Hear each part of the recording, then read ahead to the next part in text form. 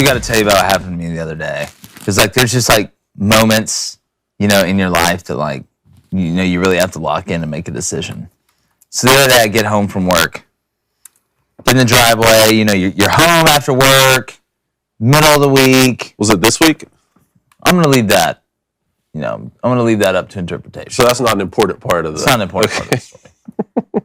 So, you know, you want to kind of decompress a little bit, go in there, hey, see the animals, see your significant other. Hey, you're big on the animals. The signs and the zoo and the... I don't hate animals. Oh, you mean David, your personal pet? Yes, I mean my personal I thought you pet. just meant like the animal signs. No, I didn't walk in the woods like Ace Ventura and birds and stuff started landing on me. You are Ace Ventura. That is true. Alrighty then. So I get out of the car and like, you know, you don't expect anything to go down, you know, in your neighborhood when you get out of the car. And I look to my left and thank goodness I had nothing in my hands. This German Shepherd is running full speed at me from like 2 or 3 houses down. Like, not you. He's not me. running down the street. No.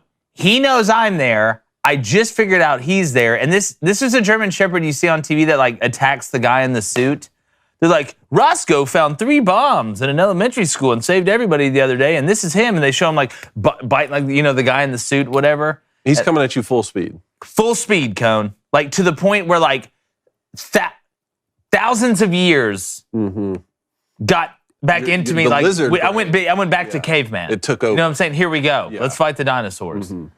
So I'm like, all right. In that moment, as he's running over there full speed, you know, kind of time slows down a little bit, fight or flight. I was like, all right, I have 3 options. The first one, I was going to use the ancient Japanese technique of wasabi. Okay. Which it's a hand movement and it would paralyze the dog. Not for life, but for a week. Wait, so you have a specific ancient Japanese movement that will paralyze the dog for exactly 1 week. So like, why do you even need 2 other options? That one works. Well, because I'm a guy about options. Call me Paul Johnson. It's called wasabi, and you're paralyzed. No, it's called wasabi. That's what I just said. Yeah, okay. Well, don't take it down a road it doesn't need to go down. Second option. I'm offended. Second option, Call of Duty pops in my head. Left analog. We're at the carnival in Chernobyl. Everybody knows that level. No. Don't want to have to go there. I don't. But I'm going to defend myself. Right analog, but close. And then the third one was the one I was probably going to go with. Stand in front of the car door, hand on the handle, dog jumps, open car door, dog goes in car, shut car door, lock him in there. And then have a conversation with the owner that ends in a not. No, then drive him to the police station and get him arrested. Drive him? You have to get in the car with him. Nah, we'll figure out a way. Ride with the fear? Ride with the fear. Maybe I hit him with the wasabi. I mean, you go option 4, you turn into a German Shepherd. Then you start having conversations. I didn't have that bracelet on. I mean, I didn't have my bracelet on. That Digimon? I think that's what it's called. Who knows? Not me. Yeah. Well, I'm also not a digital monster. Well, we're glad you're okay. Yeah, I am too. Turns out the dog just kind of ran over to me, stopped, looked at me. Yeah. Ended up being a pretty sweet dog. That usually happens. But when you see a German Shepherd running full speed at you, like making a beeline, like there was no waddle left or right, there was no wasted movement. He's like a good linebacker. There was no false step. He was coming straight for me. It was out of love. He was coming at you out of love. Yeah, sure. That's not what I thought at the moment. So I'm just glad I'm here. My face isn't mauled. I pulled up to the house the other day, looked outside, I saw a monster, and I had to call the owner of the house just to make sure he could come out and make sure the monster was okay with You talk about our audio guy? Yeah. I love Odin so much. Yeah. His dog's so Name's cool. Odin. You're in trouble. So cool. He's so big his head can look over the table at the food. That's how big he is. Interesting. Great dog, though. Texas A&M takes on Arkansas this weekend. Boston Celtics coach Ime Udoka faces a 1-year suspension, and a Utah fan threatened to detonate a nuclear reactor if the football team loses. I guess it means more out there, too. I'm Jake Crane. Welcome to Crane & Company.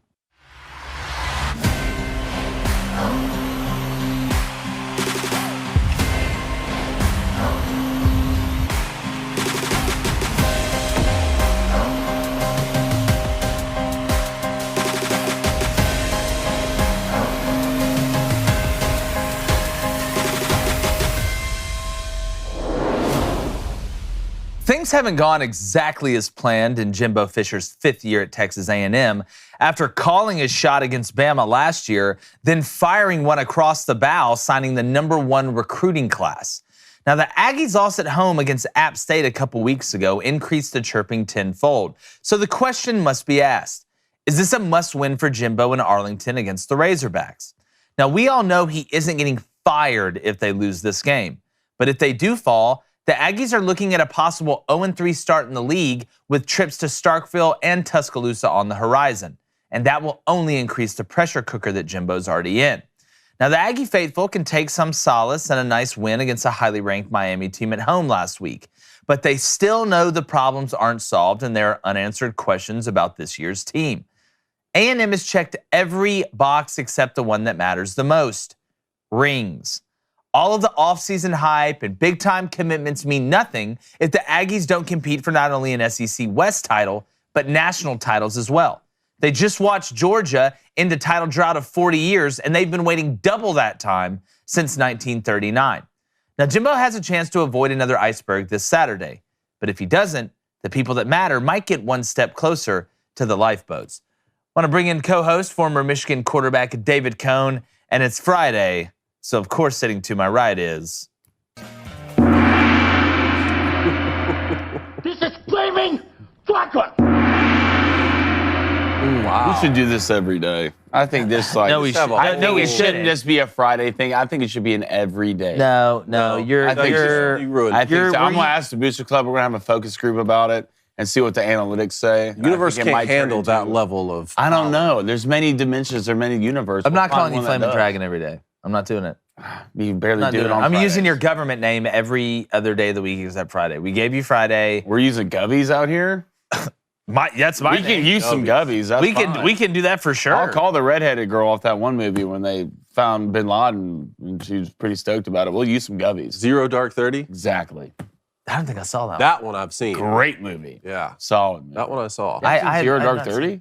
I think I've That was seen. back when I still watched movies that Hollywood made.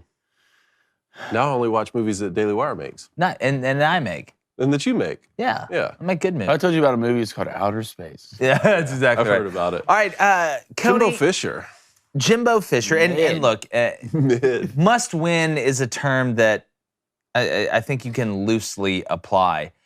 But it hasn't been all rainbows and friendship in College Station because it seems like A&M continues to lose games that at this point in Jimbo's tenure in Aggie land that they shouldn't lose. And you got to give credit to App State. But the lack of explosive plays at A&M continues to be a problem. And you have to have those, especially in big games. You're not just going to be able to line up and run inside zone and split zone and power and counter and just throw intermediate and quick game at people the whole season. You have to have at least the threat of going vertical. A&M's problems offensively, a lot of them stem from the quarterback. Now, look, Kellen Mond got drafted. He did some things at A&M. They went, a really good record on the COVID year and stuff like that. But it seems to me they haven't been able to break through because offensively, when they play anybody with a pulse on defense, everything seems hard to move the ball down the field. Now, with Max Johnson going up against this Arkansas secondary, we're going to get into that in Keys to Victory, you would think there would be some explosive plays. But it's also somewhat boring to watch. Like, if you're an Aggie fan and you're watching the game, you want to see A-Chain, hit the home run. But you also want to see a vertical ball that's caught. You want to see somebody that catches a post and goes scores. Or somebody that catches the dig, shakes the safety, or breaks the tackle and goes score. And breaks a 65, 70-yard run or something because they're so worried about getting beat deep. And to get over the hump in the SEC West, to be able, and I know they beat Alabama last year. What was one of the biggest reasons they beat Alabama last year? They hit some Zach Calzada. Oh, sorry. Yeah, that's exactly right. Explosive plays down the field. That was one of the few games they hit explosive plays down the field. So when I look at A&M and the structure, we know his contract again. He's not getting fired. But if he loses this one, all right, and then you go and lose at Mississippi State and Alabama, which I said I think there's a good chance they could start out 0-3 this season. All right, and that Max Johnson needed to be the quarterback, both of which, one has already happened. Yep. The other can possibly happen. Imagine an 0-3 SEC start, Cone. Which you kind of called. Well, yeah, you had them 1-2 or something, but you called this A&M season being down. Yeah, yes, and I think 2023 is the year, and nobody wants to hear that. Well, my answer is, well, you've waited since 1939. What's That's my year? point, too. But Cone, the pressure, at what point, if it were to get to that 0-3 point, at what point do you start hearing the chirping being legitimate from people that matter? Not the fans, not media members, but people that actually matter saying, you know what, maybe there is actual doubt about whether Jimbo can do this. And then that will just do nothing but turn 2023 into not make or break, but you better do something. Yeah, I mean, they can chirp all they want. I don't think it's going to amount to anything because Texas A&M, and you're talking about the people who matter, those are the people with the checkbooks. They've gone all in on Jimbo Fisher, and I still think that it was the right move. This guy was the heir apparent to Bobby Bowden at Florida State and won a national championship there. It made sense to go after a guy like that when he was having problems with the Florida State administration. It was a good hire. I know that his buyout right now is $85 million.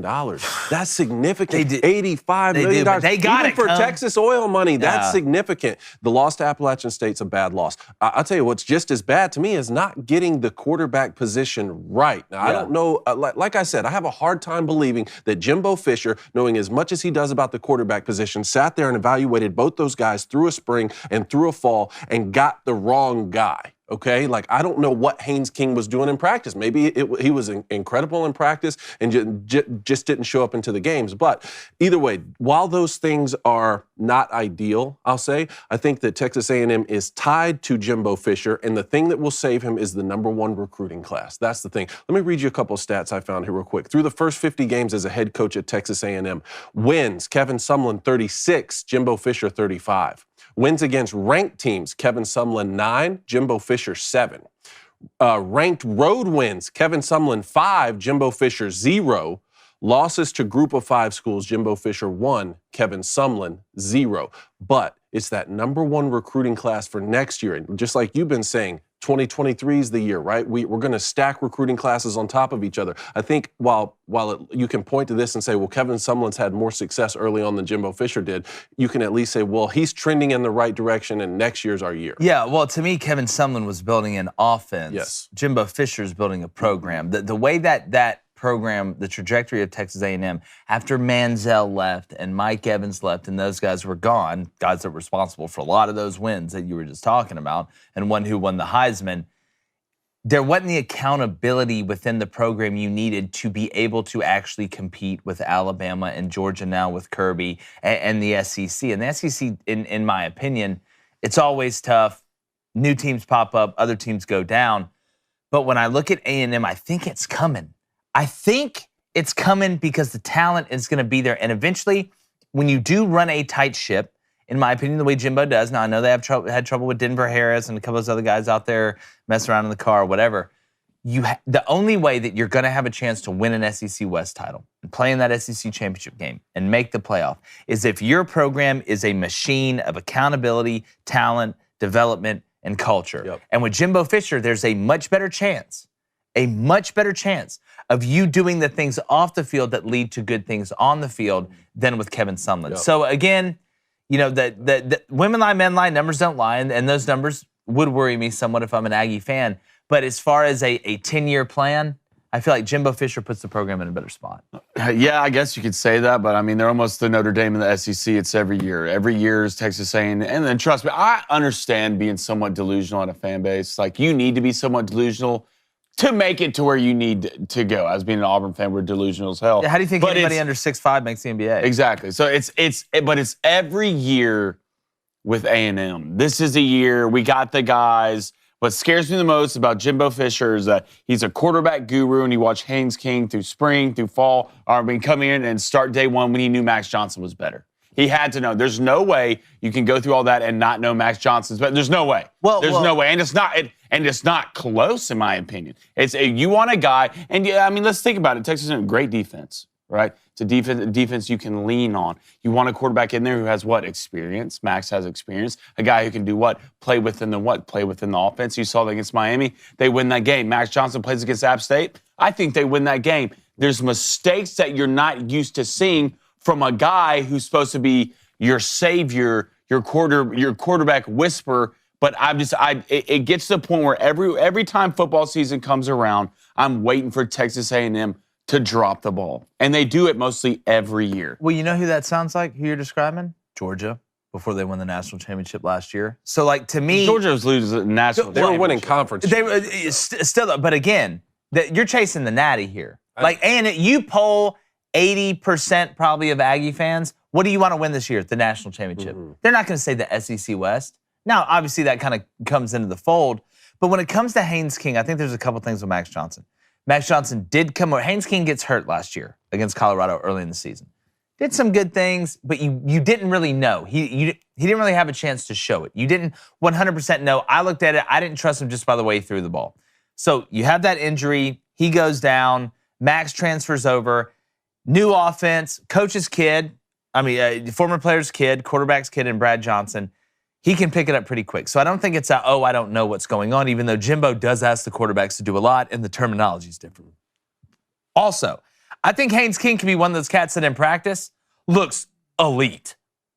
Because he knows the game's not on the line. I think you're right about And you have a different colored jersey on. You know you're not getting hit. And you play the position. Mm-hmm. It's a lot different feeling when you're running around and scrambling around knowing that you got that different colored jersey on and they can't hit you. You may be willing to take some chances and stay in there that you wouldn't take. They say it's different on State Street than on Main Street. That's exactly right. Where the stadium is and the practice field. That's exactly right. I think Haynes King was a little bit of practice fool's gold. Oh, he runs good.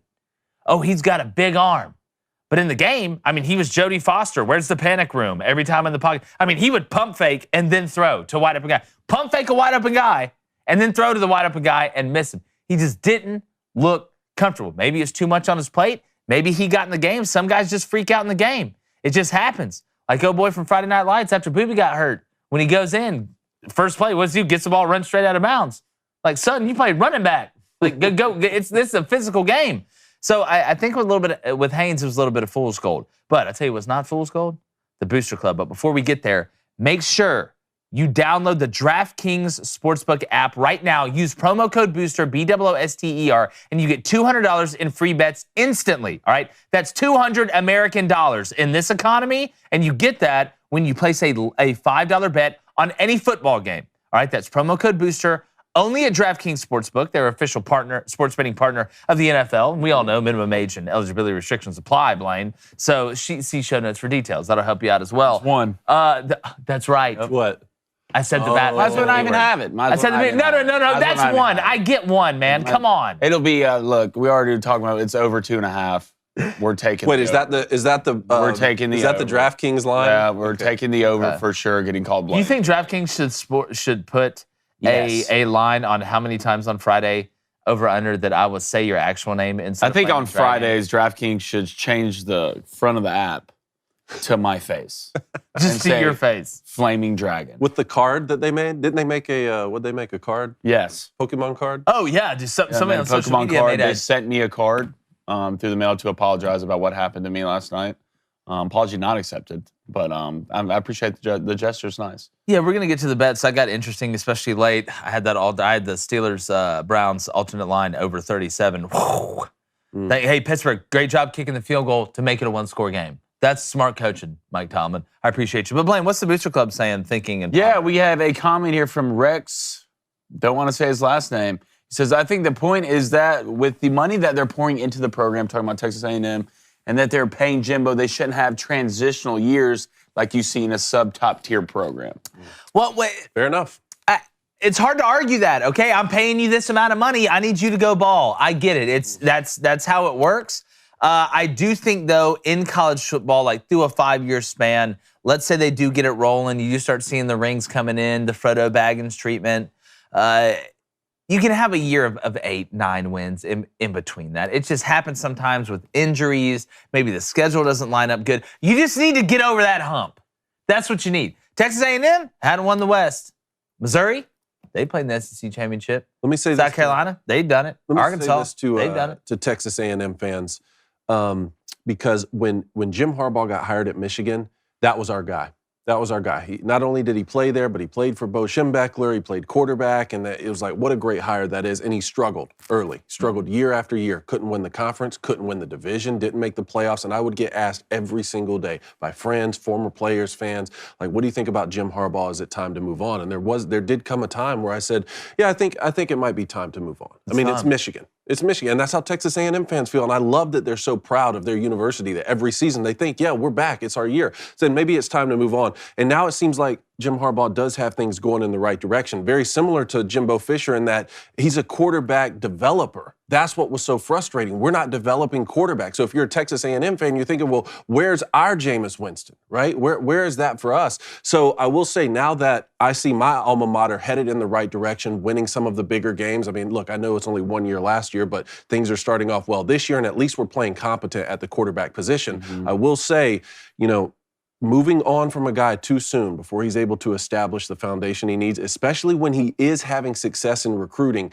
that could be detrimental moving forward. But it's 5 years, though. I mean, we're on year 5. Jim Harbaugh didn't beat Ohio for 6 years, and maybe even still it won't work out for him. That's what I'm saying. But I am saying that last year he did get over several of those big humps and was able to make the college football playoff. And when we're talking about Texas A&M, they want to win the national championship. I know that, but right now they would certainly be taking winning the division. Oh, for or sure. Winning the conference. Or, even last year beating Alabama, you saw what that did for that fan base, And that program in recruiting. They can replicate that. I mean, you had one win and it just flamed the whole offseason. Maybe if Jimbo Fisher and Jim Harbaugh doesn't work out, they could combine to make it like one coach, Jimbo Harfisher. What do you think about that? I don't want him on my team, but, It's like man, bear, pig. What else, Glenn? That's where it gets me when I go to you know what? I'm writing it down. I'm not saying it again.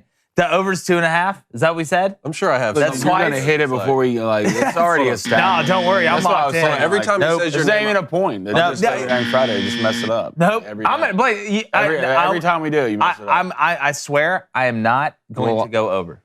Not going to go over. Promise. What are they saying? What else? That Jake's going to go over. No, I'm not.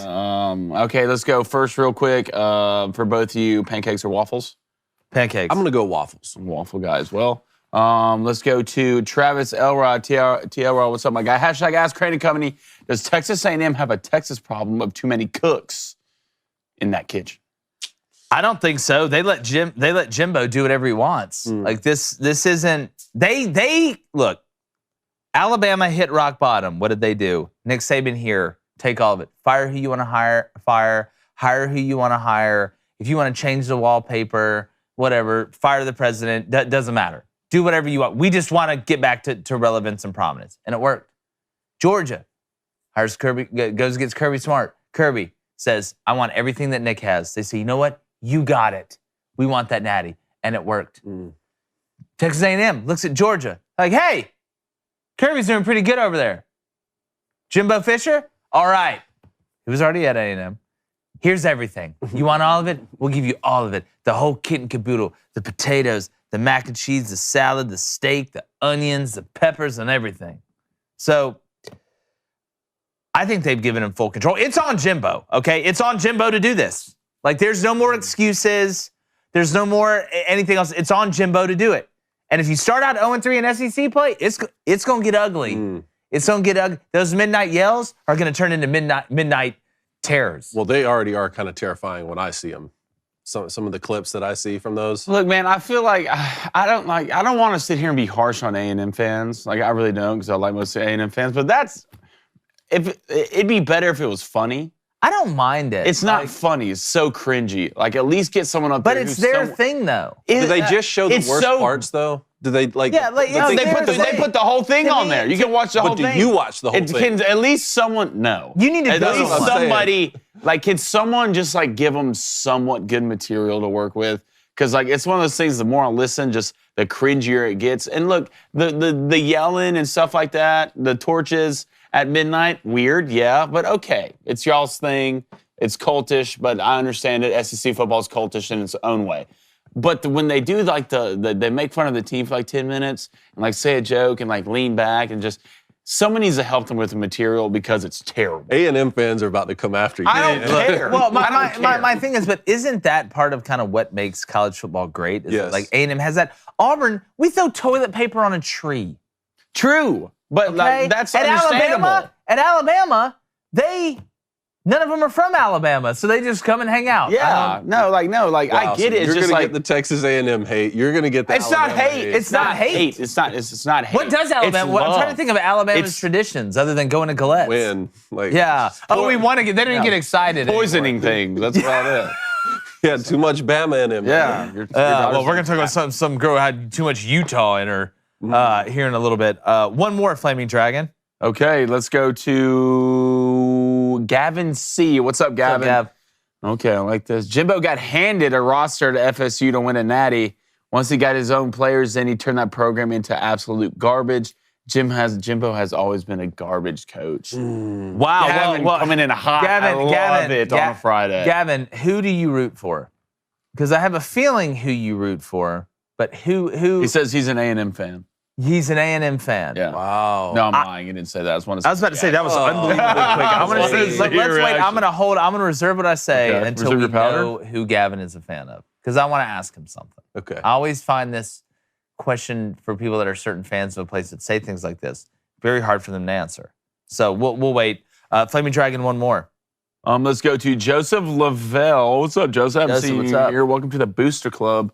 Hashtag Ask Crane and Company. Do you guys think there's any chance that Jacoby Brissett starts over Watson with how effective and efficient? Man, there's a couple things that Jacoby Brissett does that is very smart that people don't realize. He's unbelievably cerebral with the ball. One of the reasons, you were around the guy that was pretty cerebral with the ball at the quarterback position in New England a little bit.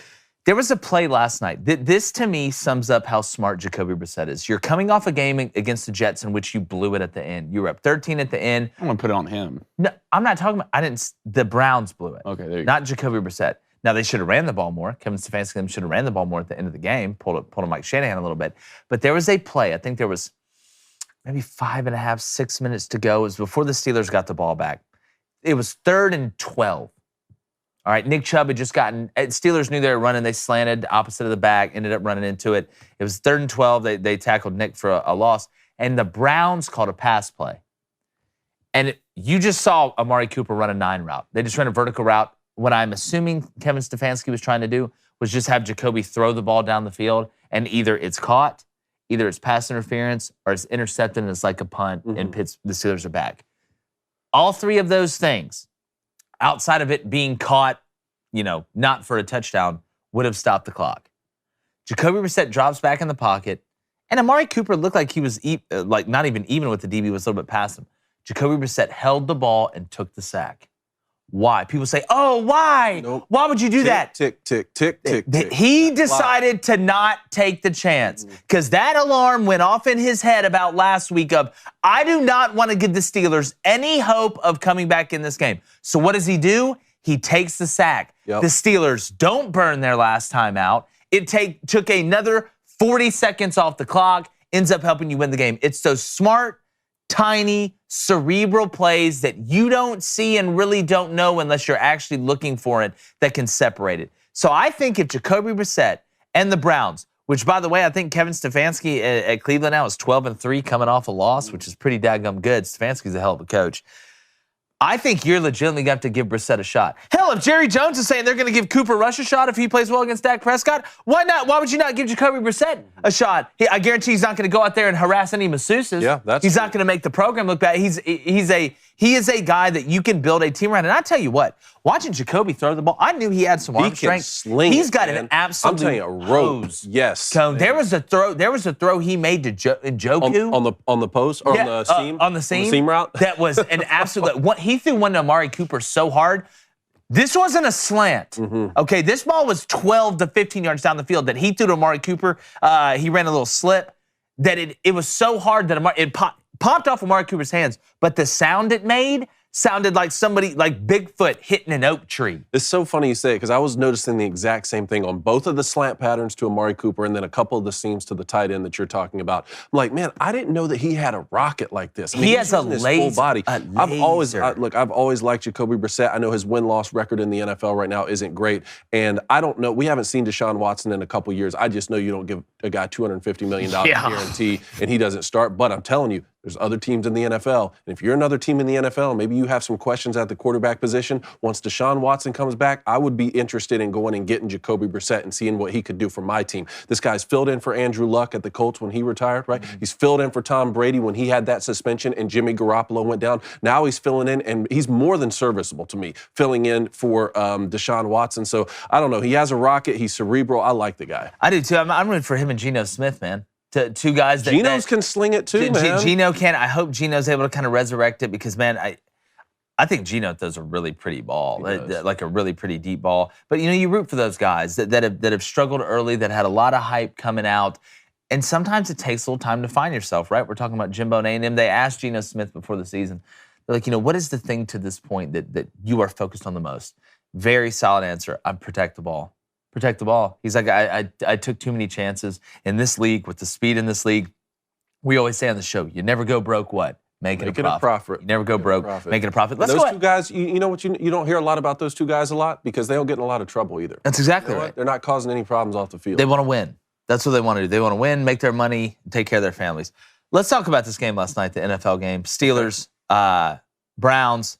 Let's start with the Steelers offensively. I didn't think Matt Canada was that bad calling plays last night. I thought that he gave the Steelers a chance. I mean, George Pickens makes the wild catch. We saw what he was doing during the offseason there, or the preseason, as they were prepping for that. And I think we actually have a clip of it. Let's go and run the clip of this George Pickens catch, because this guy's got mitts, okay? Literal mitts. Should be sponsored by Rawlings. Let's go ahead and run the clip. It's a little seamer. Watch this. Got a little Odell in him. By George little Pickens. Odell Beckham. Guy that's known Playing your receiver. I want people to realize how hard of a catch that is. You making that catch, bro? You're over outside shoulder. Your head's at an angle. You're not seeing where you catch this ball, right? Your eyes are like, you're not seeing. You have like a helmet on. You're losing eye tracking, right? So you're guessing at that point. And he caught the corner. I'm telling you, this kid is going to be an absolute problem. Y'all have the one from Georgia? Someone there's after I tweeted about this. Yes, there is a catch he made during practice at Georgia that is one of the greatest catches that I've ever seen. And they showed the Odell Beckham Jr. highlight and stuff last night. Pickens has a long way to go, but he's overtly physical. Well, Odell's was with like 3 fingers. Yeah, Odell's. And it was like, and it was a touchdown. That one was insane. It was different. Yeah. This one was from Georgia that someone sent us, though. Let's go ahead and run the clip. This is witchery at its highest. Look at this. No, there's no audio. Woo! He caught the inside. So think about, you just saw him catch one that he couldn't track at the end with his hand behind him like that. That's already hard.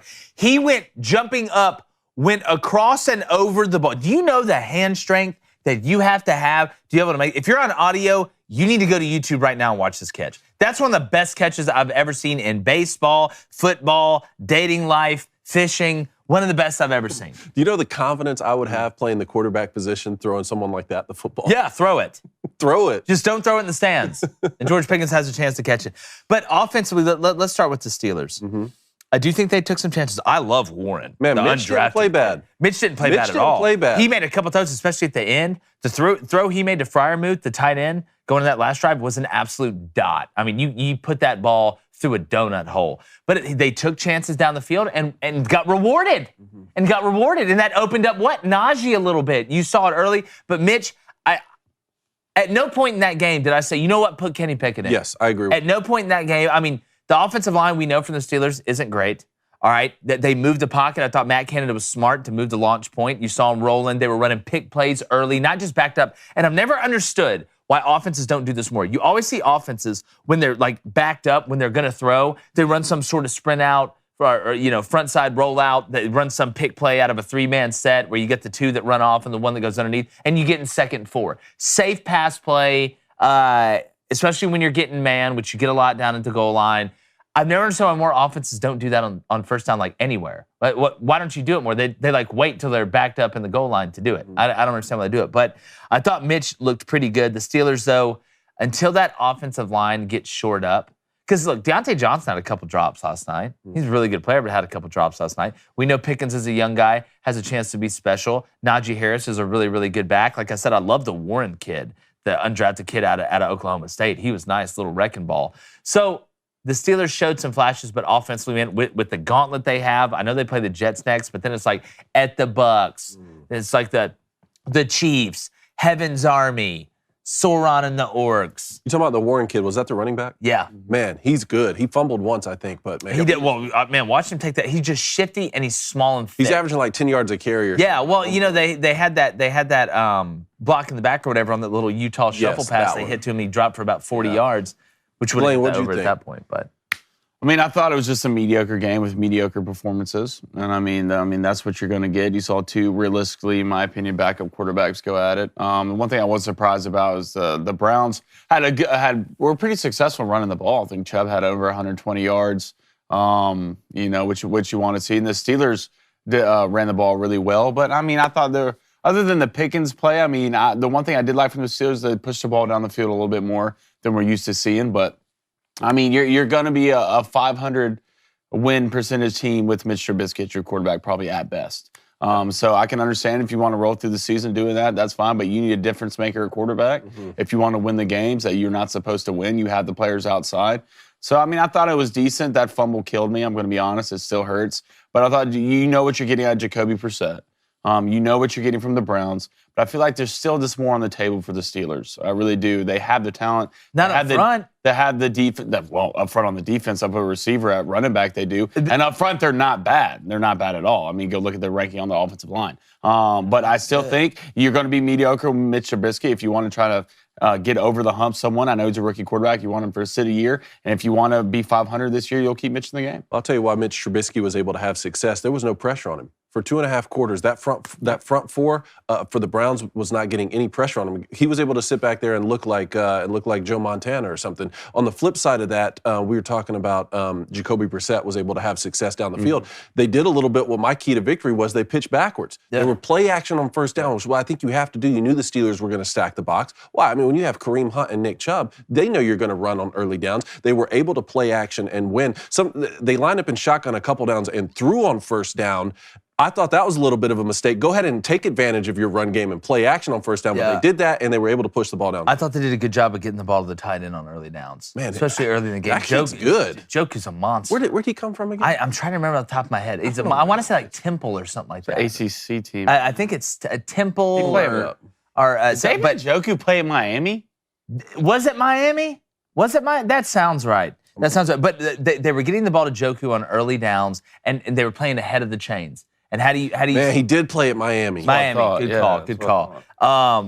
When I look at first down, nothing worried me more as a defensive coordinator than teams that were unpredictable on first down. Mm-hmm. Because typically I have a good idea what personnel you're going to be in, what you're going to call on first down. A lot of offense coordinators play it safe on first down. The ones that they typically take shots are 2nd and 1, 2nd and 3, even 3rd and 1 sometimes. You'll get a shot every now and then on 1st and 10, but when you typically get that shot after what? After a turnover. Mm-hmm. That's typically when you get it. But and my last comment on the Browns offense, the pin and pull game they have. Yeah, it's so fun to watch. Oh my goodness, that's why that run game. So if people don't know the difference between pin and pull and power and counter stuff like that, so pin and pull is when an uncovered offensive lineman, it's really a zone run, okay, is when an uncovered offensive lineman goes ahead and pulls. It's not a dictated, this guy is definitely pulling on this play like it is with power and counter, because the difference in power and counter, one guy's pulling, counter, 2 guys are pulling. Now, when they have a tackle pull or a guard pull with a tight end,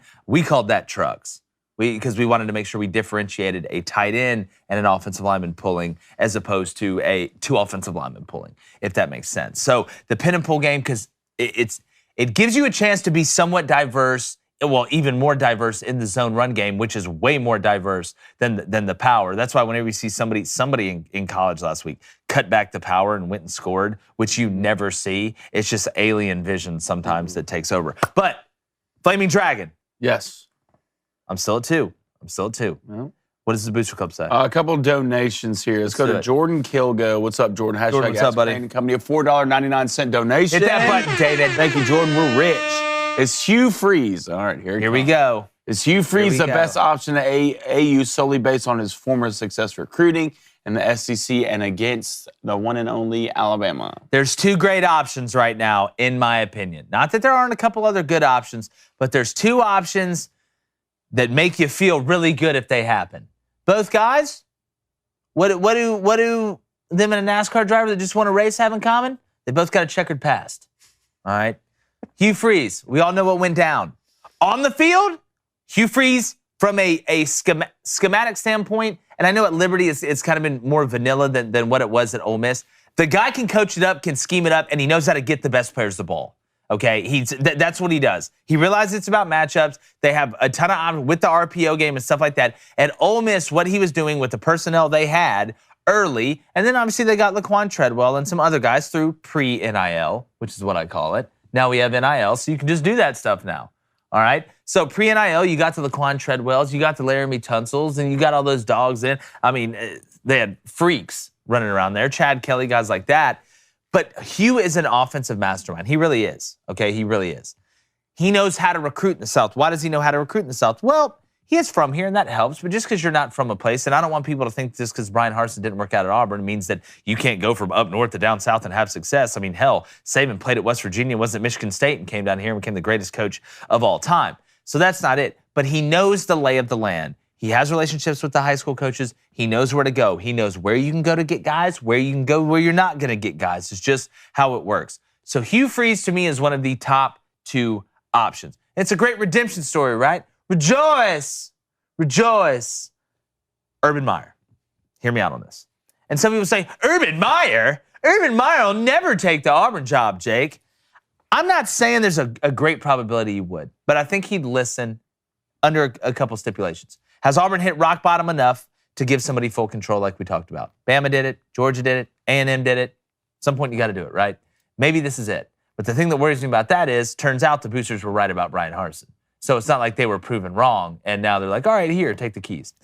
But if they gave full control to Urban Meyer, I think he'd listen. Because these guys are ego-driven. You have to be. You cannot survive. Sam Pittman, coolest guy ever. Best believe Sam Pittman's got a big ego, okay? You may not see it a lot. It may just be deep down. It may be just subconscious, whatever. But you have to have a big ego to be able to have success, especially nowadays in this sport at this high of a level.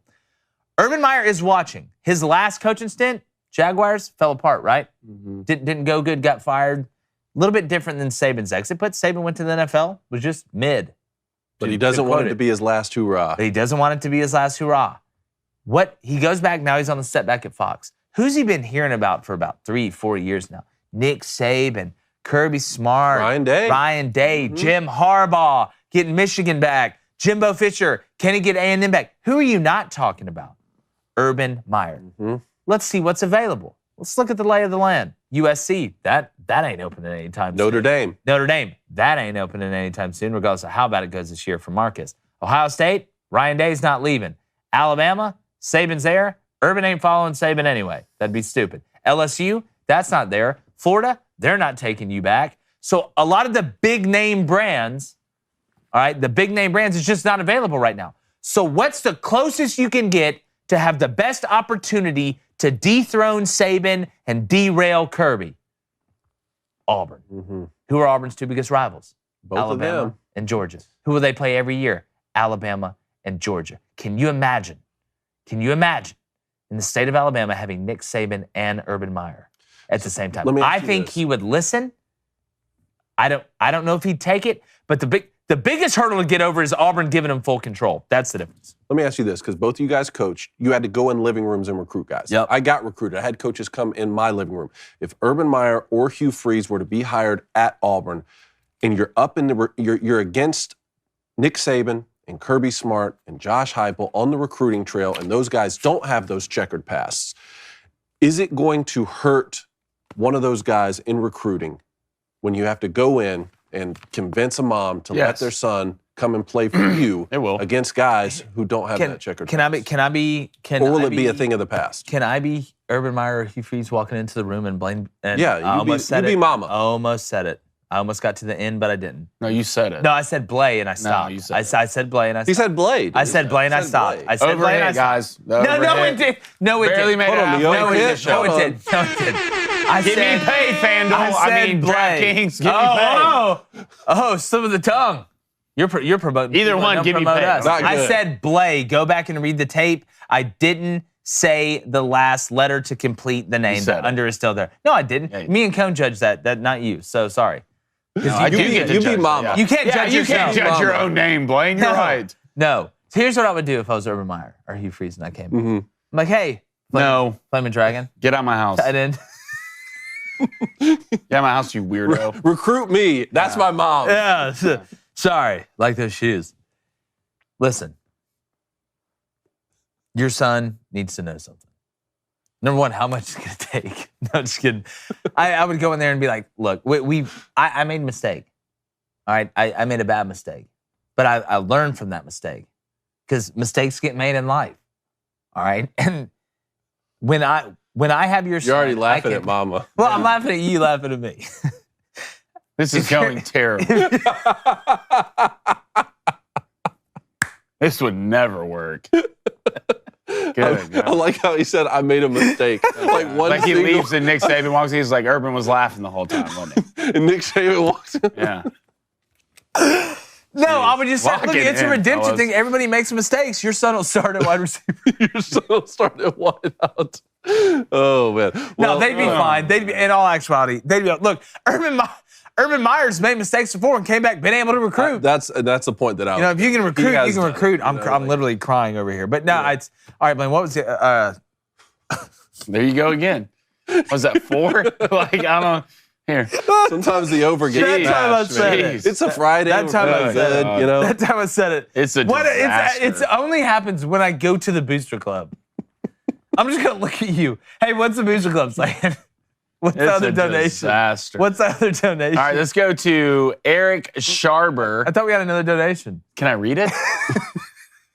How about I'll just Go ahead. Go ahead, because I want to get the keys to victory. All right, it's a $10 donation from All right. Eric Sharber. Hashtag Ask Crane Company. We're rich.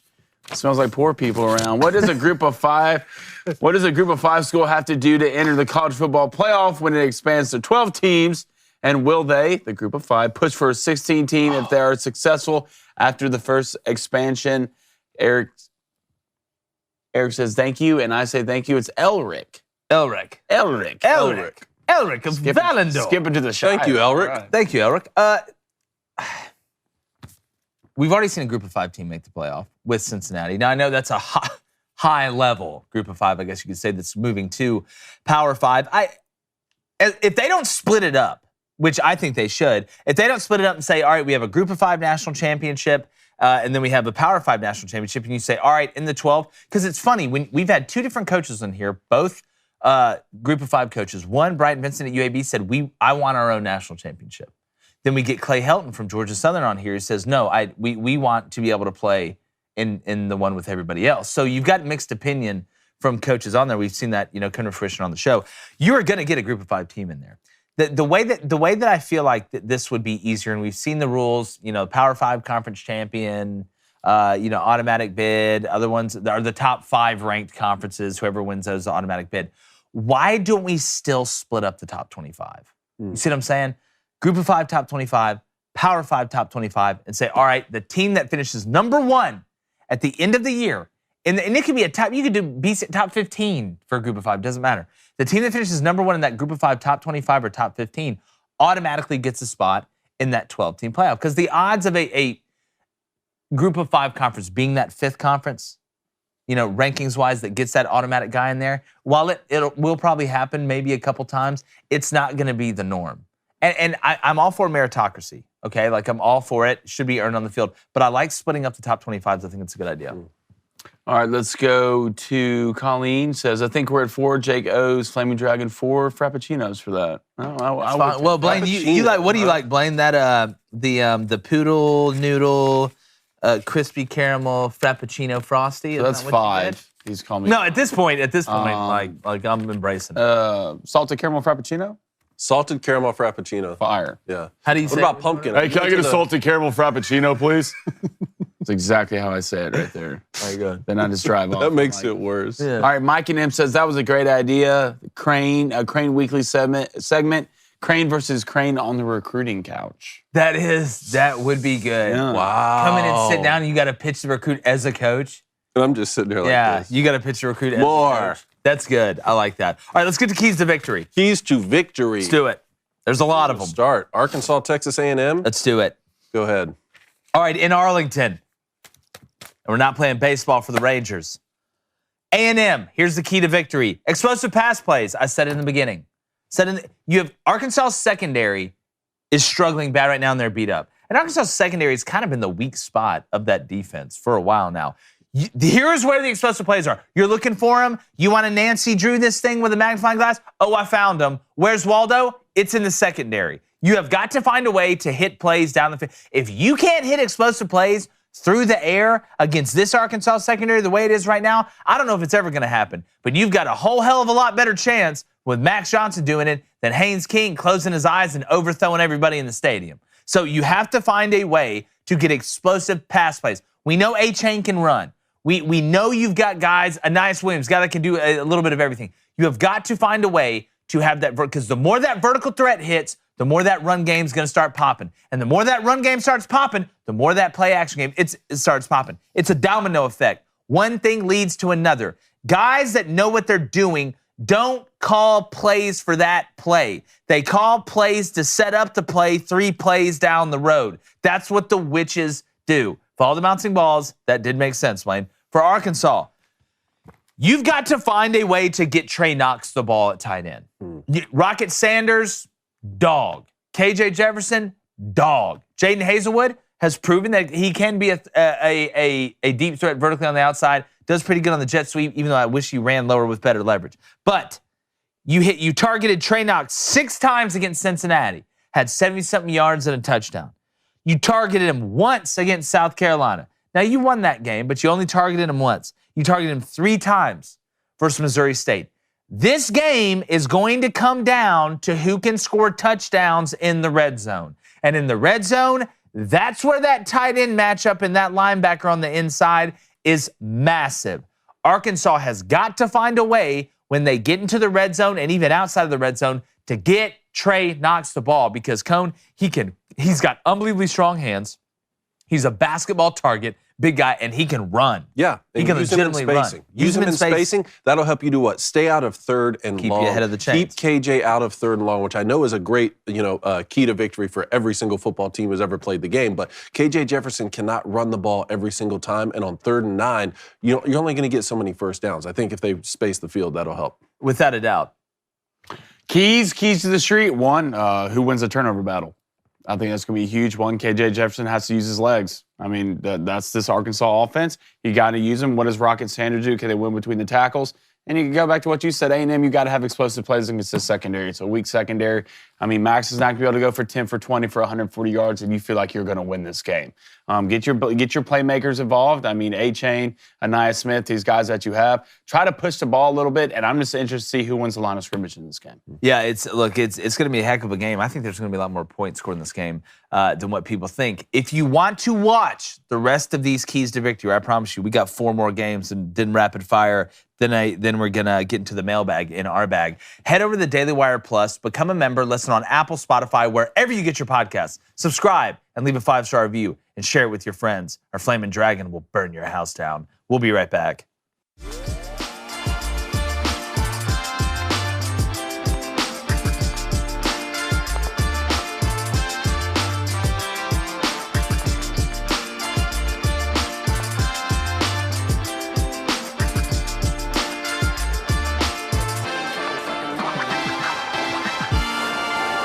Everybody, don't move.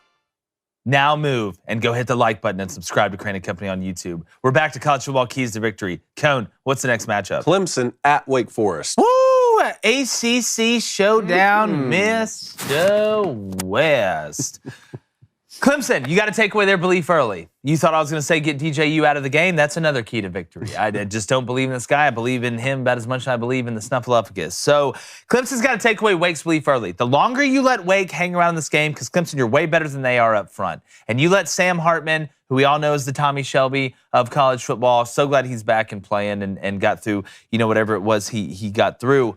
You have to step on their throats early, because you have got to get Wake and you got to make them one-dimensional, because they're going to sit there and run that slow mesh RPO and try and feel you out. But with Clemson's freaks they got in the front 7, I don't know exactly how that's going to work, and I'm going to get to that with Wake in a second. But if you're Clemson, take away the hope early. Take away the hope from the fans, the coaches, and the players. Because you get up on them and you're beating them up, and Wake's having to sit here and find ways down the field to beat you consistently with no run game to keep balance. That is not a good formula against the aliens that Clemson has running around on defense. Now, to Wake Forest. You have to have an escape plan if the slow mesh RPO isn't working. If you don't know what I'm talking about with the slow mesh RPO, watch the way anybody else runs a zone read or RPO, watch the tempo of it, and then watch Wake Forest. It is like watching a NASCAR race and then like one of those little derby races they do in the neighborhood where you make the little car yourself. Big difference in speed, but it works. It's kind of their thing, right? It's like their 89-mile-per-hour two-seam fastball with crazy movement. You got a nice little change-up to back it up with a little bit of a slide piece. Maybe it's 85, but it's sliding. Hey, 85. 85. Nothing to sneeze at. Stay alive. Great year. So you have to have a way, whether it's through modified runs that we talked about, right? We talked about the Browns throwing on first down, even in spacings and hitches and slants, to find a way to get into 2nd and 5 that isn't just your base stuff. You're also not going to be able to line up and run inside zone. I know you return your offensive line, but Clemson returns their defensive line, and they've even added guys. So it's not exactly lollipops and rainbows up front for Wake Forest in this game. So I don't think you're going to be able to line up and run inside zone right at Clemson. So what escape plan do you have if the slow mesh RPO isn't working? We go back to being unpredictable on first downs and staying ahead of the chains. That's what this game's going to come down to. Because if Wake finds himself in 3rd and 7, 3rd and 8, and 3rd and 9, that's when the turnover is going to happen because Sam's going to have to try and force it. Once Sam realizes that we can't run the ball and I'm going to have to try and make incredible throws the whole game, Sam's good enough to make 75% of them, but that 25%, that pick 6 can cost you the game. That turnover in the red zone that you shouldn't have had, ask Cam Rising, can cost you the game. So it's little things like that. I'm right there with you. For Clemson, for me, get to Sam Hartman for 4 quarters. He's not one of those quarterbacks you can just bang up in the first half, then Wake Forest is going to fold and you're going to win the game by 3 touchdowns or something like that. Sam Hartman's going to battle you for 4 quarters, and he can beat you in the last minute. For Wake Forest to keep Clemson, and Clemson, you know where you're better than Wake Forest, right? It's that defensive line, your front 7. For Wake Forest to keep them from getting to Sam Hartman for 4 quarters, get the ball out of your hand quickly, like you're talking about. I'm very interested to see how creative Wake Forest can be in the screen game against Clemson. I bet they have over 24 screen designs called. They're smart enough to do it. Yeah, like I'm not telling Wake Forest offensive coaching staff anything new by you need to screen Clemson with how good that front 4 is. I just want to see how creative they're going to be with it. Are they going to get tunnel screens involved? When are they going to call these plays? That's it. That's the thing because Clemson knows they're going to get screened to death in this game. Yeah. How creative can you be to mask it? Well, Blaine, we always see screens on 3rd and 15 and 3rd and long when you know they're coming. Or 1st and 10, you get the bubble. It's the screens on 2nd and 3. Yes. And like times where it's just unpredictable. It's a different way to take a shot on 2nd. That's exactly right. I like the way you put that. Well, my keys are this. For Clemson, you got to put in Cade Klubnik. I'm sick of with you on talking that. about it. Yeah. I'm sick of talking about it. Put him in. I don't care. Let booby spin. He's better. All right, he's better. Like from the start of the game at Wake Forest, first start. Yeah, put him in the game. He's a better quarterback. He's going to be able to take you farther than DJ can take you. Clemson's defense, we get to Sam Hartman. I mean, and the thing about Wake Forest right now, as one of my keys for them, I mean, you're not running the ball well at all. You average 0.8 yards a carry versus Liberty. All right, if you think you're to come in, that mesh is going to work against Clemson with you not be able to run the ball. They're just going to sit on pass. They're going to put 4 guys coming after you. They're going to get you. They're going to touch you, Sam Hartman, up through those 4 quarters. You got to be able to run the ball if they're going to believe in the mesh zone. I mean, if not, they're just going to sit on pass. How would you say, all right, run the ball against Clemson? Well, pitch backwards somewhat. All right, take shots early in the 1st and 2nd down. Take deep shots. Mix it up through the game, but you have to be able to run the ball in this game. If you go into this game one-dimensional, you're going to lose. Oh, I Against this Clemson defense, you are going to lose. Take shots early. Maybe back them up a little bit. Get them somewhat worried that we'll take those shots, so you have to be wary of it. Try to get 3 or 4, just to live in that range, and I think you'll be okay. I believe in Sam Hartman as a quarterback. I'm glad he's back. I'm somewhat worried about this offensive line against Clemson, but if they play DJU, this is the chance you have. Yeah, you got. If they play DJU these 4 quarters, you have a legitimate chance to win this game. It's going to come down to play calling, winning the turnover battle, and tackling well. You tackle well, make DJ beat you through the air. Don't let Will Shipley beat you on the ground. Make him throw to beat you. Take shots, get creative, trick plays, pitch backwards. You can't be scared to win this game. You can't be scared to take chances, because if you don't take chances against this Clemson defense, you will lose. Wake Forest is very opportunistic when it comes to turnovers, and in games like this where you're outmanned, I'll give you a great example. Last night, Virginia Tech.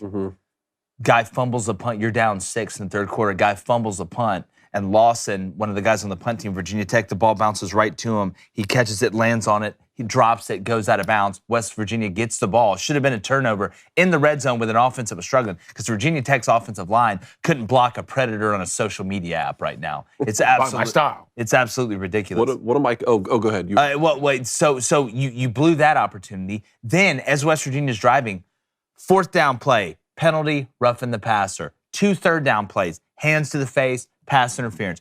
You can't make those mistakes when you aren't good enough. Okay, yeah. And you have to take advantage of every opportunity that you get. The margin for error for you is so small. That's why I was watching Brent Pry write in his little notebook last night. You know what I'd have been writing? Oh, yeah. We don't take advantage of opportunities. Oh, and also, we're terrible. That was funny.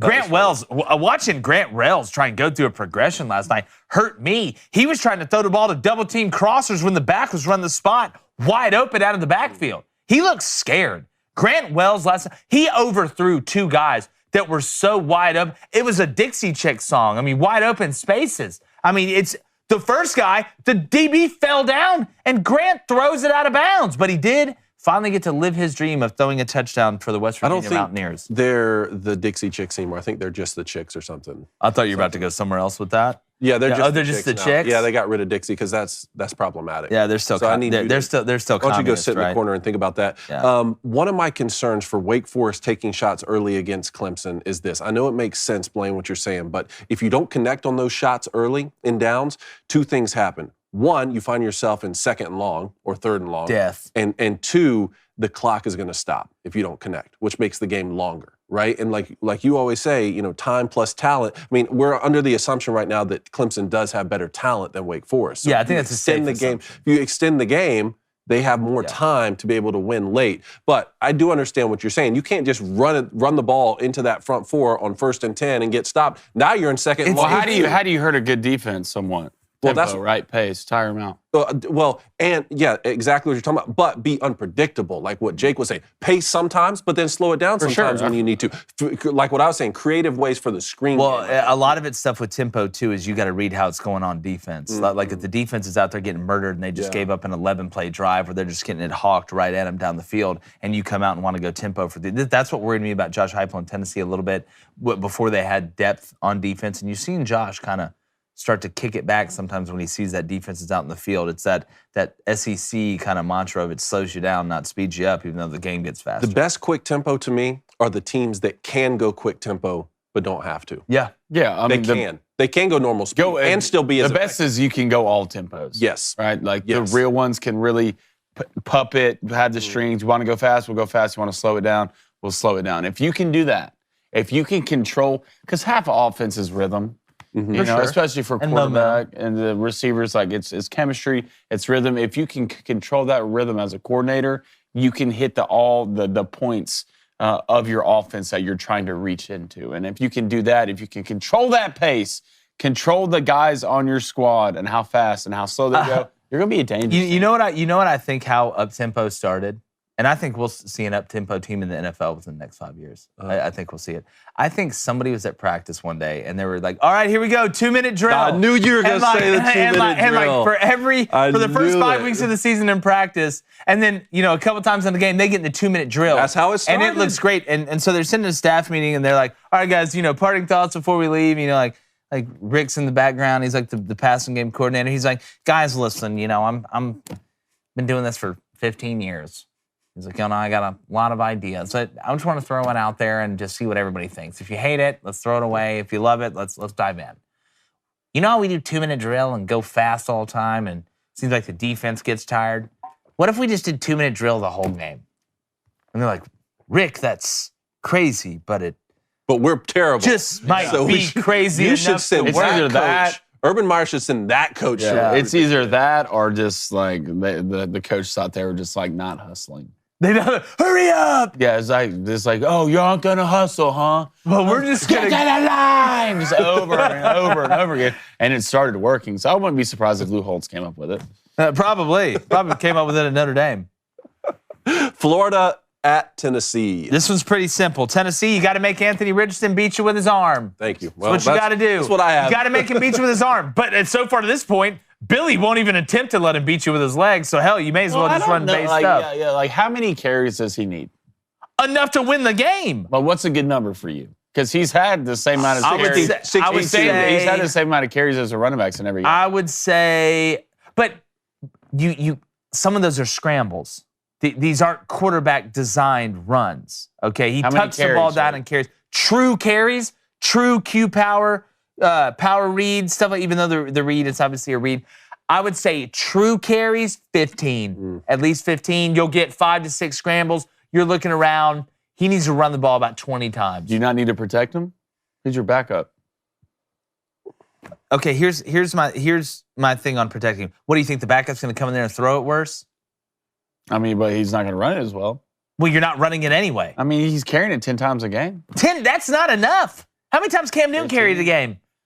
Can we stop using this man and Cam Newton in the same sentence before I does have a similar skill set. Like what? Nobody is saying that he is Cam Newton, but you got to build a bridge and get over this. What I'm saying is, he look like he don't run like him. He runs better than Cam. He's faster than Cam.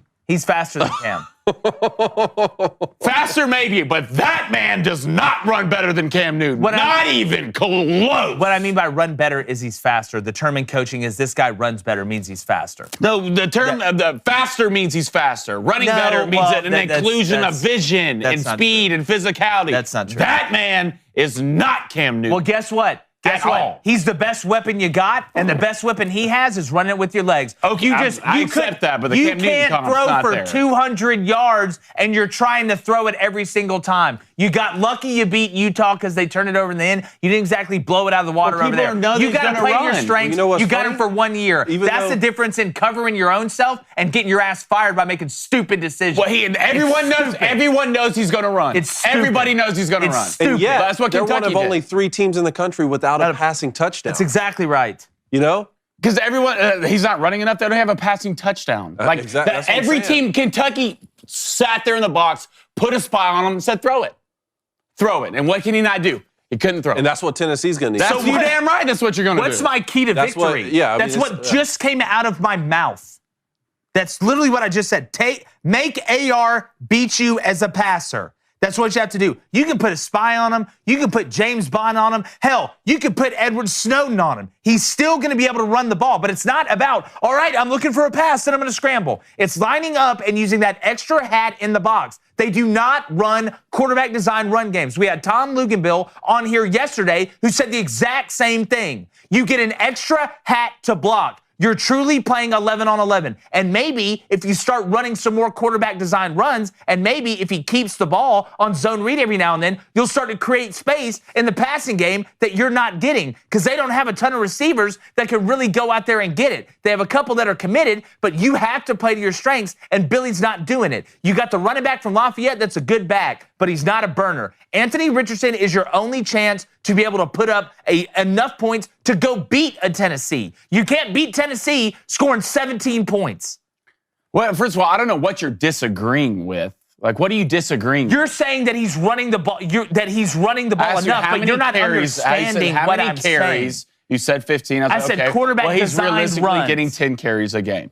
Every team he plays against just sells out on the run. All right, so you can keep running it with them. That's fine. But sooner or later, you're going to have to be like, Anthony, you got to throw the ball. If not, then play running back. But looking back at the Utah game is even more interesting now because Florida was able to be effective in the run game without him pulling those powers, without pulling those zone reads, I mean. They didn't account for him. Utah did not account for him at all. Utah loaded the box. That's why I go back. They didn't even account for him on zone reads. He was taking off by himself. Why do you think he had all those yards? You go back, they didn't spy him. Didn't spy him for most of the game. But you see as the season goes on, defenses knows. And I said this about Anthony Richardson after the Utah game when everyone was like, Heisman this, Heisman that, Cam this, Cam that. The guy can't throw the ball. He can't go through a progression. It hasn't been improved since last year. Well, he can throw it 80 yards. Congrats. Jamarcus Russell could too. I get what you're saying. But sooner or later, you play running back or you play quarterback, all right? And if you can't go through progressions and you can't throw your team to a win,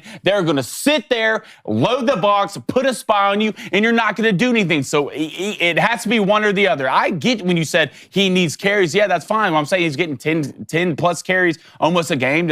I don't know if they're all quarterback design runs. Probably not. They're Some are not. scramble too. But if you want to just line up and run with them 15 to 20 times, sure, but you're not going to score more than 17 points. You're going to be in the same realm. It's 2022. You're a quarterback in the SEC. If you can't throw the ball, you're not going to win a lot of games. He has 0 touchdown passes and has a 50% completion rate. You're not going to win games. So you got to find a way to be able to throw the ball better. How do you do that? By making him even more dangerous in the run game, which brings me to my key to victory for Florida. Quarterback run game so you can control the clock.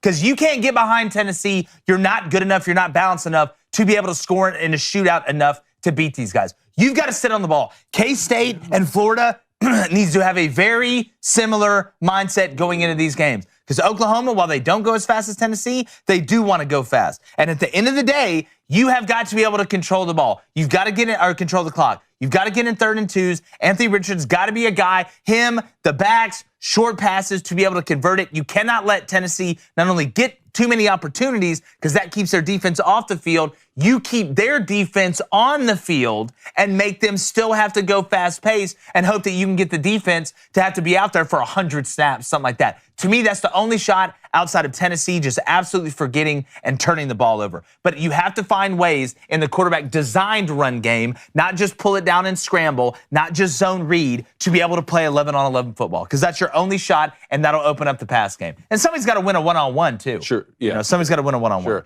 You want to do some rapid fire here? Let's do some rapid fire. Okay, here we go. Hold on one second. There we go.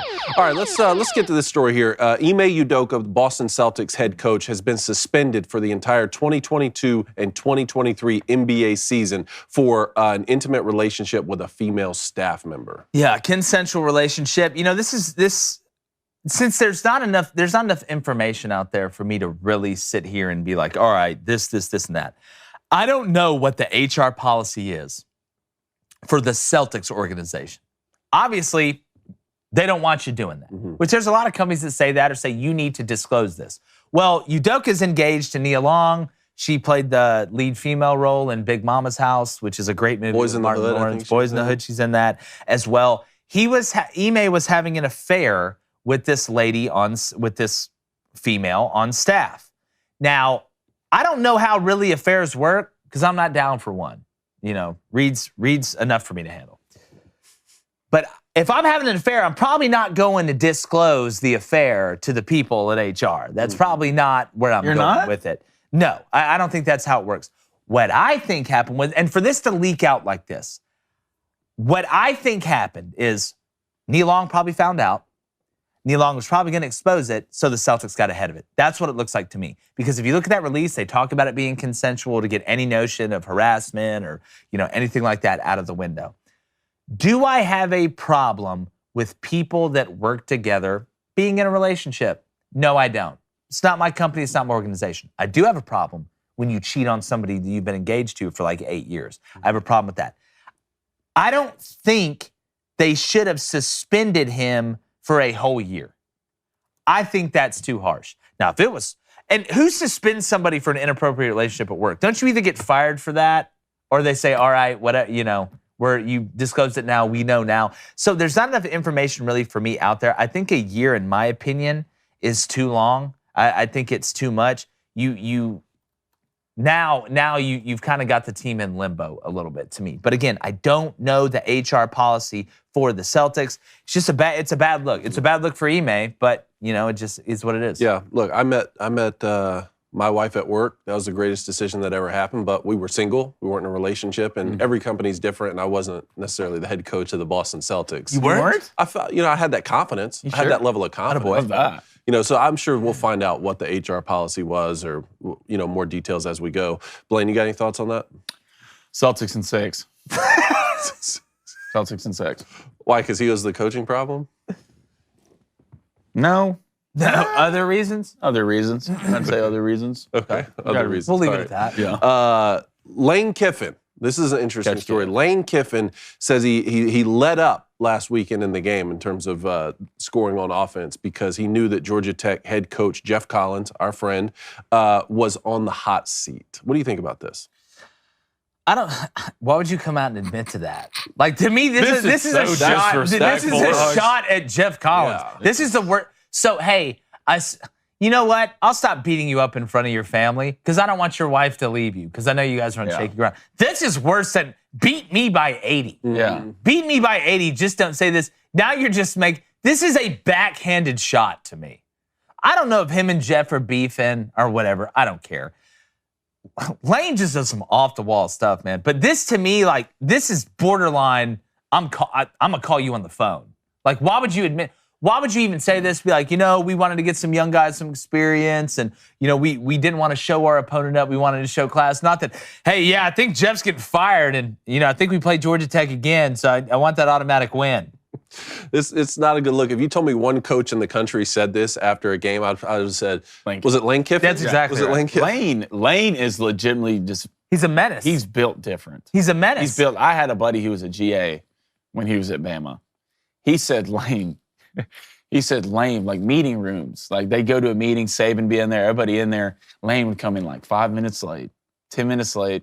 And like when Saban was in like his most serious tone of voice, Lane would just be in his chair spinning around, chewing on gum. And I was like, that's the most Lane Kiffin thing He's a menace. I've ever seen. I mean, Lane, you're basically like, yeah, sorry, I took it easy on him. He's about to get fired. Yeah, that's wild. Hadn't worked out for Jeff Collins at Georgia Tech. Hate But to they've see had it. the toughest schedule in the country year after year. But I'm not, at some point. You got to win at some point. At some point, Jeff you got to win. Sims. I agree Boring. with that. LSU was placed on probation for recruiting violations. What are the details here? Just slap on the wrist. They, got fined. The offensive line coach, I believe, is the one who did it. They're on a show cause with that coach and 1 year of probation. It isn't the probation like the old school probation. You can't go to a bowl. Probation, you used to hear the word probation.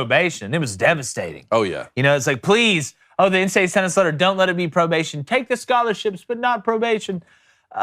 This is slap on the wrist. They got away with it. They're just waiting to just hammer Will Wade even more. Yeah, the basketball coach, the fan who caught Aaron Judge's 60th home run when he tied Babe Ruth gave Aaron Judge the ball for free. Now, he and his friends got some signed bats and balls and stuff, but would you guys give that ball back for free? No. No. That's like the person. You catch Aaron Jones' 60th home run ball, what are y'all doing? You know what's like to me? It's like Russell Crowe in American Gangster when he finds all that money in the back of the car and that's like gang money. It's like $100,000 and he takes it to the police. It's like, here, I found this money. No one does that. Nobody does. Yeah. Some people do that. No, they don't. Some people do that. No, you wouldn't. Producer That's Justine a lie, says she Justine. would. That's a lie. Yeah, you would no, you not wouldn't. do it. No, yeah, but guess what? You're now a rich, nice person. You just find 100 G's in the back of a car. I'm not giving that up. I'm giving that to one Aaron person. Judge, listen, one person Aaron Judge, only. here's what I say. Do another conversation. Here's I'm what I Aaron say. Judge now. Be like, I'm Aaron. Reptar. Oh, okay, Aaron. cool. Okay, Aaron. I'm getting this too. I'd be like, Aaron, guess what? I got the home run ball. Okay, I know it means a lot to you. Mm-hmm. Okay, and I want to give it to you. Yeah. But you seen the economy, dog? You seen the stock market? You been to a gas station? Inflation? You tried to buy eggs? I'm looking at your. What do you make? How much are you making? All of it. Oh, you may be the richest person in New York. Here's what I want. I will give you this ball back for $1 million without any signed memorabilia. I'll give it back to you for $750,000 with a signed jersey and the signed bat that you hit it with. So you're getting really contractual. So you want the bat? Yeah. Oh, I'm double dipping. Look, Okay. You want the ball? bat. I want $750,000. So you're trying to come up. You're trying to come up $750,000. And then guess what? And get the bat. And he then hit it guess with. what? And then I guess love what? it. A week Come for it later, I all. go back to him and I try and sell him the bat for $250,000. Now that's a come up. Look, He's gonna hit a I'm a businessman. I'm a businessman. I not want a business- $500K. It starts with this. I want $500K for the ball. I want season tickets. All right, 6 of them. forever. 6 of them for the rest of my life. And I also want a bat fifth. You want to bat I fifth want in the a bat lineup? fifth for at least 3 years. All right, 3 years. After that, that's fine. Then I'm going to use my season tickets. All right, but I want $500K. What's your new contract looking like? All right, what's the guarantee? Oh, it's a lot. So I'll probably you picked a change- great year to break I'll probably the home run change record. my price if this drags out too long to where your new contract's on. Interest? The price goes up.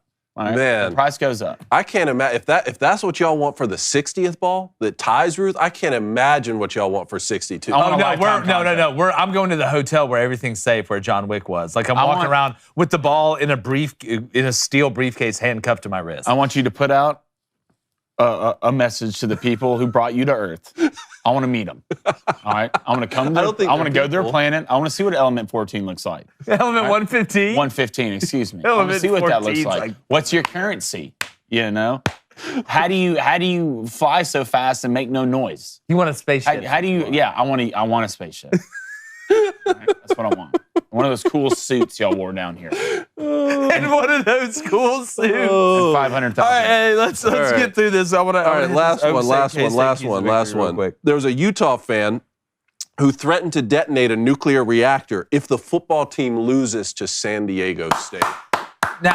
Now, look, I'm not a scientist, and I don't know how big of a blast it would be, but when I hear the words blow up a nuclear reactor, to me, I just see the world explode. Like, I don't know if that's like a Utah thing. Let's just put it this way. Glad they won. And send her away. Send her to Azkaban, wherever you need to send. Get her away. Like, anytime it comes, she's more dangerous than Vladimir Putin with the launch codes right now. I'm all for this. I love football. It means a lot to me. And the SEC, it just means more. But that, now you're playing with the atmosphere and the universe, and don't think the aliens didn't hear it. Don't think they're probably hovering right over there, just waiting to zap her. I don't think there will be any bigoted Mormon chants against Utah on the road. No, with this fan. No, or there will be no more road. There'll be no more. There'll be no more stands. Yeah, there'll be no more Utah. Is what it'll be. You see. Yeah. Hold on. They said that's how the Grand Canyon. Morgan started. Freeman. Hold on. Get out my ear for a second. You see what it's like to be an SEC fan. Yeah. Yeah. You know how many nuclear facilities I've tried to break into in my life? A good bit. What are you a good bit. Where's the closest one? I can't tell you. I can't tell you. You ever been to Huntsville? I have. The Rocket Center. All right, let's go to the next one. Oh, is that it? That's it. All right, good. Let's do keys to victory really quick before we get to bed. Man, we keep having too much fun and we don't get to mailbag. I know. I looked at you today and said, don't let me not get to mailbag. And what do? Come on, guys. We didn't get to mailbag. Come on. No, it's a 30, your fault. No. All right, real quick. Oklahoma versus K-State. My key to victory there is you got to make K-State play catch-up. Mm-hmm. They're not built to come back from more than 10 points. There's some offenses that can spit it out. Adrian Martinez, he throws it good. He runs it good, but he doesn't do anything great. Deuce Vaughn, I love him as a running back. But Kleinman, the way he operates, they are not built to come back. They're built to play close games, get up, be able to run the ball and run the clock. If you're K-State, just on the opposite, sit on the ball. You got to keep that Oklahoma offense off the field so you don't get in a position where you're down double digits and have to get outside of your element. Because Adrian Martinez will throw 2 pick sixes if you give him the chance to. If you have to go and just start throwing it around, Adrian Martinez will make that mistake. He's still got a little bit of Nebraska in him. For USC, you got to score touchdowns in the red zone, not field goals against Oregon State. You're on the road. This game, Globetrotters, offensive game. They may score 150 combined points. I think the over-under's at 70.5. I may absolutely take Thor's hammer and smash that with lightning and friendship to get it over. And then if you're Oregon State, you got to make USC run the ball. You got to make them beat you on the ground. That's easier said than done. I get it. I don't care if you got to do mix up a little 3-down and dare them to run the ball. I know they have Travis Dye, but dare them to run the ball. You can't let Mario Williams, Jordan Addison, and all those witches get out in the brooms and start going to find the golden snitch in the end zone. Can't do it. Can't do it. Can't do that. What do you guys think? Oklahoma just established the line of scrimmage, playing to Dylan Gabriel's strengths. Dylan's got to run a little bit. K-State, you give it to that child and you let him run. You give it to that infant and you let him run around the field. He's like 5'3". Exactly. And then let's go to USC. USC, just stay within yourself, all right? You trust Caleb Williams. You trust Mario Williams. You trust Jordan Addison. Play to your strengths. Oregon State, just have cool uniforms, all right? They do. Wear your cool uniforms. You look that good, you have a chance in every game you play. And for Oklahoma State, balance, too. They had more rushing yards than passing yards against Nebraska. It was fun to see. Yeah. I wanted to give a shout-out really quickly to our boy Mikro. New stick, baby. Mikro! Our boy Mikro got us a sent hockey us a stick. new I think Maple Leafs he's hockey dope. stick. He said, look, guys, I know it's football season. Yeah. I know where your priorities lie. But I want you to have a new Toronto Maple Leafs hockey so stick sweet. for when NHL season starts. I can't wait. You are the man. Right We need to here. get Braden Point to sign it. Yeah, I can't wait. We need to do a little hockey. Thank you, Mikro. Hockey. We're going to talk a little bit of NASCAR next week, too. It's getting down to the thick of it. Ooh. I'm going to get in a hockey goalie and see really work the hand-eye I coordination. want to see it, really find out. Yeah. Get in there and get some answers. I like that. All right, we also, next week, we're going to pick our Rookie of the Year so far in the NFL, our MVP and Coach of the Year. Yeah. Hold on, while I'm walking over there, That question was from Wesley. Wesley, we're going to get to your question next week, no doubt. Yes, and we are going to smash them. Go dwcranemailbag.com. That's it. I think I got it right. With that. Donation. Yes, that is right. Oh, donation? Hit up. have a donation? Yeah, what does the Booster Club say? Mightily dramatic end. A $20. Woo! $20, man. Friday This is going to be a good weekend, boys. Friday Case race. It says for the lattes, granted with inflation, this may only be enough for one. Keep it steady, boys. Yeah. Did it. By the way, do we have a investigation going on about the person that was supposedly 15-0? I heard in the chat the other day that there's a lot of discrepancy. I don't know. You know, we're What's going on in the chat? We've sent a letter to him that we will be investigated. We're finding the Grandmaster right now to really go through the investigation. We're going to make sure every tone gets turned over, and we'll see the bottom of it. Every tone gets Stone. Are you having a stroke? Stone. Are you okay? Are you all right? Can I not mess up a word, guys? I hear I y'all don't know. mess What up is a words tone? all the time, but I'm a gentleman, and I don't come out and make fun of you. What all word right? I mess up? They're children. You're both children. Don't look at me, make fun of me with a hockey stick. You're 6'9". You're not playing hockey. Jake, let's hear about the bets you're about to miss. Put me in goal, and let's Igor I won last month. in this thing. I won know? last month. Did you? Yeah, I did. I don't know. I was Yeah. up 8 units. Huh? Who won the most money? You want? Me. This is how we bet. This is how we do the betting rules. Stop trying to change the game. Yeah. Come Stop on. trying to change the game. Insecurity's calling. It's about money. Give me Virginia Q. Look at the chat. Virginia and Syracuse under 56 minus 140. You're going under. Huh? Yeah, I'm going under. Virginia offensively with Brendan Armstrong. You want to talk about a bad offensive line? You think Virginia Tech's offensive line was bad? I don't know what's going on in Virginia. You can give me Air Force minus 25. At home, Air Force destroys people. They destroy. I know Colorado's not a good team, but they dropped 40 points pretty much every game at home. Nevada, not a very good football team. They made Iowa's offense look competent. That should be enough. I think it's minus 24 is the normal spread. I'm going alternate line plus 125 and 13 in college football and NFL bets. Cone, feeling good about it. Nice. Syracuse minus 6. Syracuse been on a roll. Let's see if they can start 4-0. Dino. Those odds are at minus 180. And then I'll take Boise State minus 12.5. I just hate that game. Minus 165. You hate that game? I just You don't wanna hate touch that game. Boise is just hasn't looked Air right. Force. Yeah. Let's Air get Force was a Utah. 17-point favorite against, what was it, Wyoming last week and lost? Well, what that was at Wyoming. Air Force a way different team at home. Way different I team. hope so. Well, I'm going to take Syracuse at minus 6, minus 180. You're taking a minus 6 or minus 6.5? So if I can get him at minus 6, minus 180, why would I take him 6.5 for the same odds? I was just looking at what. Give me Air Force minus 19.5, minus 190. I do not like this Air Force bet. Why not? Because, man, I watched them against Wyoming, and Wyoming's not a good football team. And Wyoming can run the ball, and Wyoming at that's home's a all little they bit can different. do. Yeah. But we'll see. I think that game's going off at 23. I think so. It was at 24 before I saw it. Too. It was 24, minus okay. 24. Baby Cone, he's going to go Air Force Nevada over 43, which Air Force may like get that by that bet. themselves.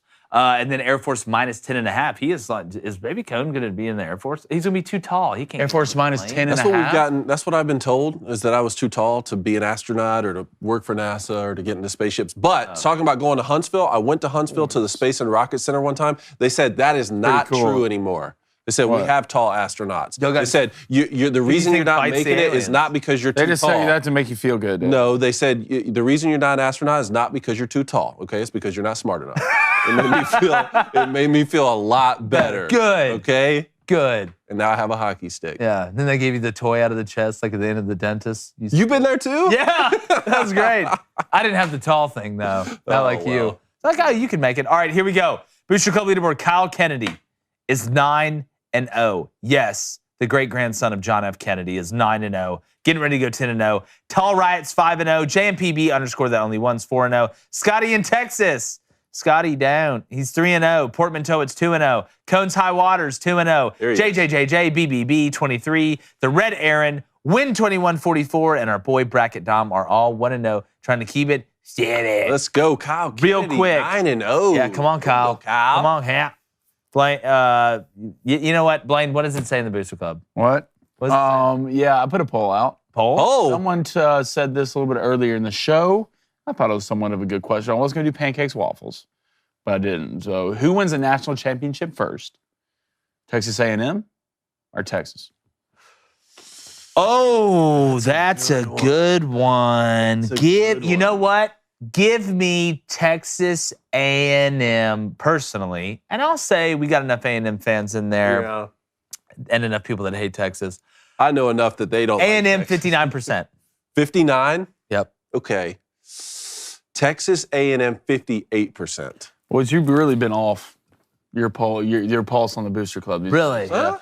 Texas A&M 35%. Whoa, the Texas fans. 65%. You know what it was? We titled the show something about Jimbo. Yeah. About a must win. And Yeah. the Texas fans came out and they Yeah. said, yeah, Yeah. they're in here today. Yep. All right, Love it. We'll go a little rapid fire comments. Let's do it. JT Bryan says, parting thought, Jake looks like Steve from Blue's Clues with that shirt. Thank you. I say love that all Steve. the Steve's time. That's why I'm upset we didn't get to go mailbag. Cody Nason, 95, said, I could see Cone being a lockdown defenseman. The next, Zdeno Chara. Thank Yeah, you. you do Thank look like you played. See? You do look like you played defender for the Netherlands. Texas The Ed said, Netherlands. K-State has beaten Oklahoma 2 of the last 3 years. It's a weird game for him. Sometimes just goes down like that. I think it's a 13-point spread. This is me. Guess what I'm not doing? Touching it. What would Blaine's batting average be in the MLB? 0.47. I would say nothing above 50. Let's go. M. Hutton, I love that boys are talking to producer Justine as though we can hear what she's saying in the ear Yes. wigs. It's not producer Justine. That is Morgan Freeman. Travis Elrod, hashtag Ask Crane and Company. Which is more likely, Cone overthrows Blaine or Blaine drops a pass? Definitely Cone overthrowing me. Whoa. I'd rather you overthrow me than underthrow me. Yeah, hey, I had faith that you were going to go and get it. underthrows, you can come back for the ball. If he overthrows, you got no chance. I don't want to put in that much effort to come back to the ball at that point. Just overthrow me. I'll know you. That's why you'll never overthrown bat it, fist and for then the- You'll I'll know slow that I had down. the confidence that you were going to go and get it and that Yeah, you were fast. exactly. Yeah. Okay. All right.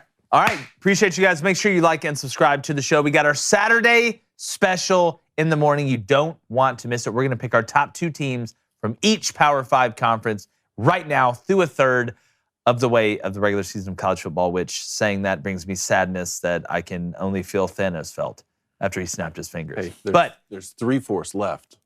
There is 3/4. Or whatever. Right. Whatever the that math is, there's more Yeah, left. That's exactly right. Just do that. Make sure you like and subscribe. Appreciate you guys. And like the chances of me giving Aaron Judge his ball back for a signed bat. We're going, gone, losers.